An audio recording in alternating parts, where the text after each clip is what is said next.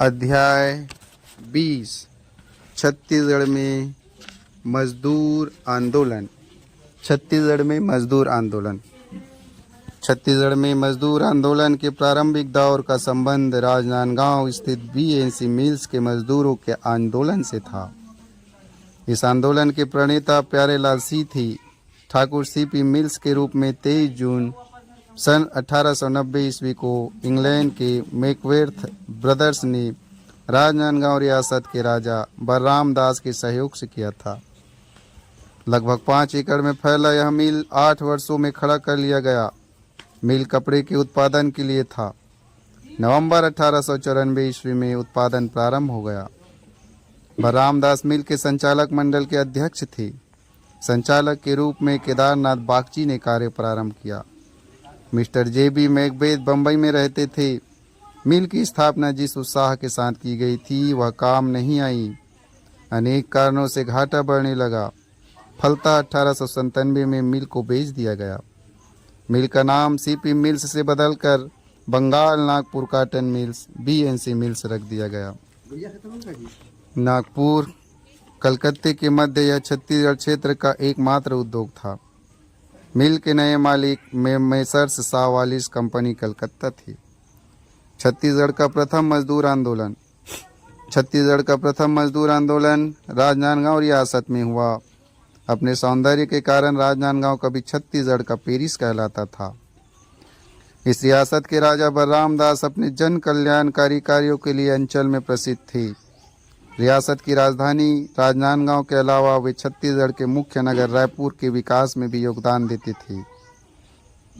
इसी राजा के राज्य में ठाकुर प्यारेलाल सी का जन्म 21 दिसंबर 1891 ईस्वी को दैहान नामक ग्राम में हुआ। पिता का नाम दीनदयाल और माता का नाम नर्मदा देवी था। पंडित माधवराव सप्रे के संपर्क में आए। प्यारेलाल ठाकुर को सप्रे जी का राजनीतिक उत्तराधिकारी माना जाता है। 1915 में इलाहाबाद विश्वविद्यालय से वकालत की परीक्षा उत्तीर्ण की। वकालत पेशा समाज और सरकार में बड़ी प्रतिष्ठा का था। धन कमाने का भी जरिया था। 1915 से 1920 ईस्वी तक ठाकुर साहब ने वकालत में नाम कमाया। राजनांदगांव में रहते नवंबर 1916 की एक शाम वे मजदूरों के संपर्क में आए। बातचीत से पता चला कि सवेरे 5 बजे से शाम 6 बजे तक मजदूरों से काम लिया जाता है। मिल के मजदूरों के इस शोषण गाथा से ने ठाकुर साहब को द्रवित किया। मजदूरों के शोषण के खिलाफ संघर्ष करने का मन बनाया। हरि ठाकुर के शब्दों में उस दिन सूर्यास्त के समय राजनांदगांव के मिल मजदूरों का भाग्योदय हो रहा था। उन्हें उनका पद प्रदर्शक मिल गया था। मजदूर असंगठित थे, अतः पहली आवश्यकता उन्हें संगठित करने की थी। ठाकुर साहब ने समय निकालकर मिल के विभिन्न विभागों के कर्मचारियों मजदूरों से मिलना प्रारंभ किया। वे उनकी समस्याएं सुनते और कार्यक्रम की रूपरेखा बनाते। कुछ दिनों के पश्चात एक मजदूर संगठन की अध्यक्षता में मजदूर यूनियन बना। 3 मांगे इस यूनियन के माध्यम से रखी गई। पहला, मजदूरों के कार्य की अवधि 8 घंटे निर्धारित की जाए। दूसरा, काम करने की स्थिति में सुधार किया जाए। तीसरा, मजदूरों के वेतन बढ़ाया जाए।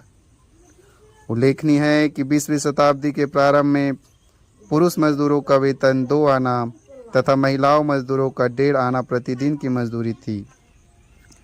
अधिकारियों को विधिवत हड़ताल की नोटिस दी गई, जिसकी ओर अधिकारियों ने ध्यान नहीं दिया। दिसंबर 1919 ईस्वी को बीएनसी मिल के मजदूरों ने हड़ताल कर दी। 37 दिनों तक हड़ताल चली। हड़ताल तोड़ने के लिए मिल अधिकारियों के सभी प्रयास असफल रहे। राष्ट्रीय स्तर के समाचार पत्रों ने इस हड़ताल का समाचार छापा। वी गिरी राष्ट्रीय स्तर के मजदूर नेता थे। वे राजनांदगांव पहुंचे और हड़ताल के संचालन में ठाकुर साहब को सहयोग प्रदान किए। इस सफल मजदूर आंदोलन ने मजदूर नेता के रूप में ठाकुर साहब को प्रख्यात किया। डॉक्टर बलदेव प्रसाद मिश्र के अनुसार भारतवर्ष में प्रथम कहे जाने वाले राजनांदगांव मिल मजदूरों के आंदोलन का श्री गणेश ठाकुर साहब ने किया था। हरि ठाकुर ने लिखा है, ठाकुर साहब ने तमाम विपरीत परिस्थितियों के बावजूद न केवल एक सुदृढ़ श्रम संगठन का निर्माण किया, बल्कि उनका साहस के साथ संचालन भी किया। भारत के श्रम संगठन के इतिहास निर्माण में राजनांदगांव मिल मजदूरों के इस संगठन का महत्वपूर्ण योगदान रहा है। तत्कालीन भारत की किसी भी देशी रियासत में इस प्रकार के श्रमिक आंदोलन की सूचना इतिहास हमें नहीं देता है। आंदोलन 37 दिनों तक चला, मजदूर झुके नहीं। अंततः मिल प्रबंधकों ने मजदूरों की मांगें स्वीकार की। मजदूरों के वेतन में वृद्धि की गई, काम के घंटे कम किए गए, अनेक सुविधाएं मजदूरों को दी गई। इस मजदूर आंदोलन ने दो तरफा प्रभाव जमाया। एक ओर तो इसकी गणना छत्तीसगढ़ के प्रथम सफल मजदूर आंदोलन में हुई तथा दूसरी ओर यह राष्ट्रीय आंदोलन के हिस्से के रूप में भी चर्चित हुई। राष्ट्रीय आंदोलन भी इससे बलवती हुई। संगठित होकर शक्तिशाली से भी लड़ा जा सकता है, यह पाठ इस आंदोलन ने पढ़ाया। राजनांदगांव के इस मजदूर आंदोलन में ठाकुर प्यारेलाल सिंह के अलावा शिवलाल मास्टर और शंकरलाल खरे ने भी महत्वपूर्ण भूमिका निभाई थी। मजदूरों की मांगें पूरी हुई, मगर प्रशासन ने इसका गुस्सा नेताओं पर उतारा। ठाकुर साहब को राजनांदगांव से निष्कासित किया गया। इस आदेश के खिलाफ ठाकुर साहब ने सीपी के गवर्नर को याचिका प्रस्तुत की। गवर्नर ने निष्कासन आदेश को निरस्त किया।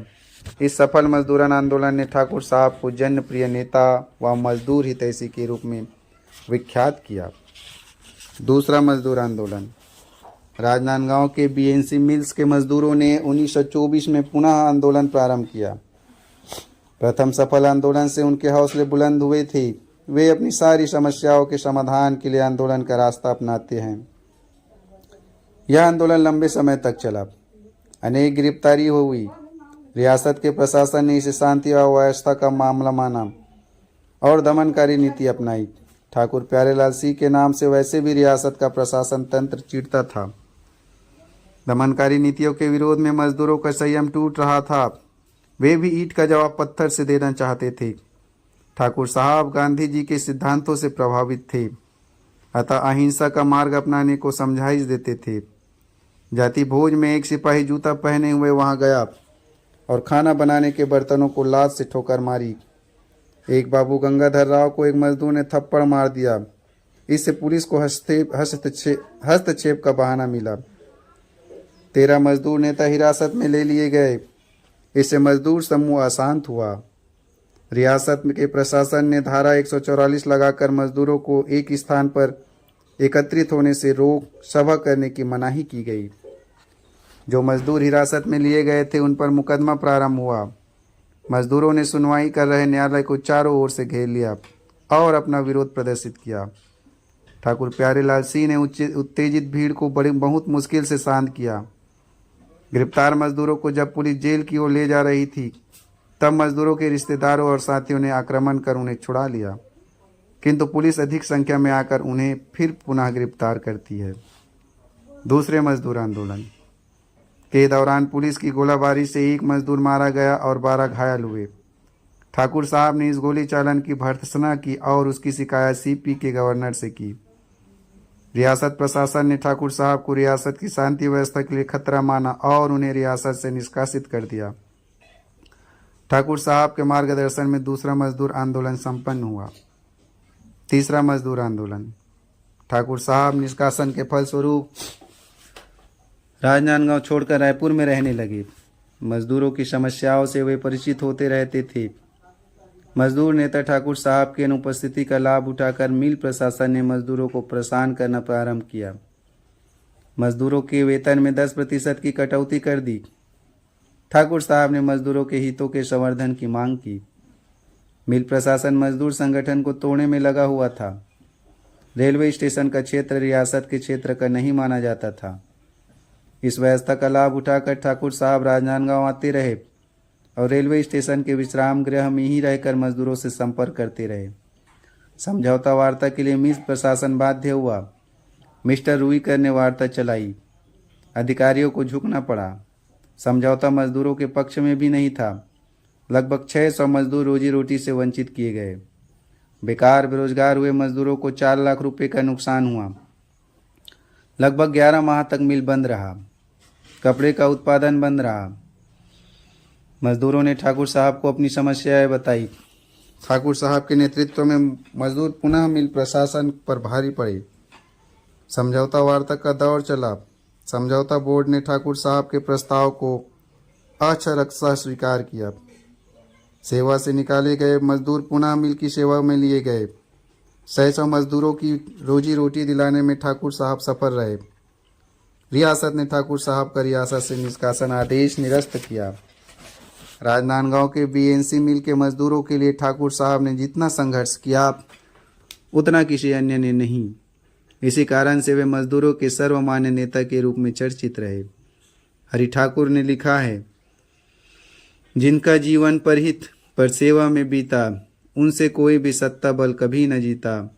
छत्तीसगढ़ का लाल देश का प्यारा बनकर, दीन दलित शोषित का रहा सहारा बनकर। छत्तीसगढ़ में मजदूर आंदोलन मुख्य रूप से रियासत राजनांदगांव स्थित Bengal Nagpur cotton mill, BNC mill और उसके मजदूरों से संबंधित रहा। ठाकुर प्यारेलाल सिंह के रूप में मजदूरों को ऐसा नेता मिला जिसने निस्वार्थ भाव से गरीबों की दशा सुधारने के लिए अनथक प्रयास किया। ठाकुर साहब के नेतृत्व में मजदूरों के कार्य के घंटे निर्धारित हुए, वेतन बढ़ाया गया। मजदूर कल्याण के कार्य करने के लिए मिल प्रशासन बाध्य हुआ। 1919 के दिसंबर से 1937 ईस्वी तक राजनांदगांव के मजदूरों का आंदोलन रुक रुक कर चलता रहा। ठाकुर साहब गरीबों के मसीहा थे, सहारा थे।